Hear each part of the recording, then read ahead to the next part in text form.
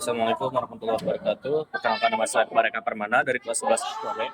Di sini saya akan review tentang materi bab Abbasiyah. Maaf kalau di sini berisik.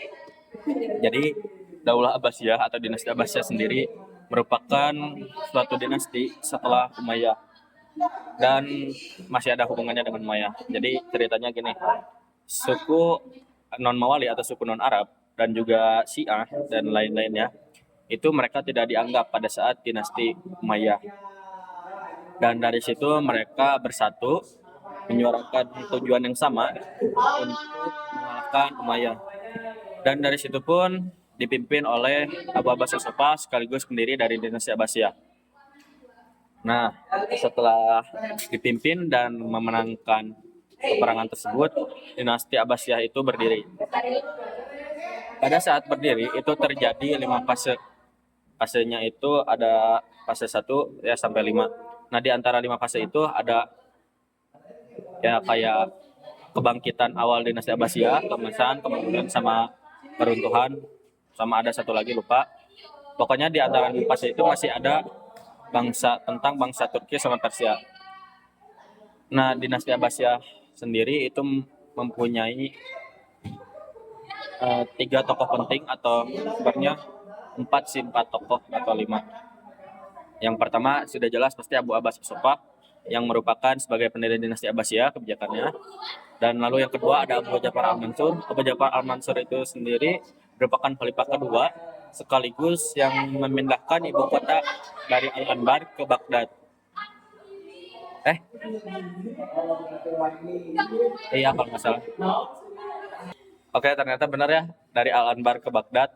Nah, terus ada Harun Ar-Rasyid. Harun Ar-Rasyid itu khalifah setelah Abu Ja'far Al-Mansur yang merupakan masa keemasan atau yang biasa disebut Golden Age di dinasti Abbasiyah, dikarenakan Harun Ar-Rasyid sendiri itu mendirikan namanya Baitul Hikmah atau jadi seperti pusat ilmu pengetahuan. Jadi yang dari bangsa Eropa atau suku-suku yang di luar Arab gitu, yang di luar pulau, itu tuh mereka datang ke Baghdad cuman buat ke Baitul Hikmah buat mencari ilmu.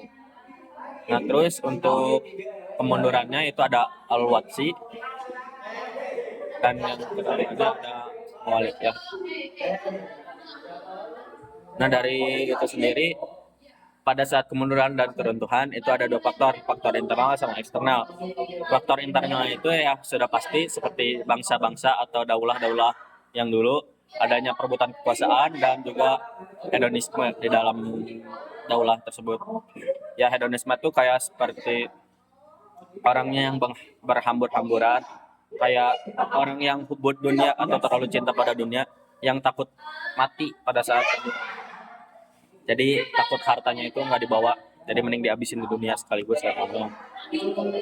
Nah, kalau perebutan kekuasaan jadi ya masih dari dalam daulahnya sendiri itu ada perebutan kekuasaan antara misalnya saudara A sama saudara B, dan juga itu merupakan salah satu faktor kepemimpinan Abbasiyah sama juga seperti Muawiyah. Nah, untuk eksternalnya dari yang kepemimpinan yang lemah ini ada serangan dari bangsa luar. Mungkin dari saya cukup sekian. Mohon maaf apabila ada kekurangan sama agak berisik di sini. Assalamualaikum warahmatullahi wabarakatuh.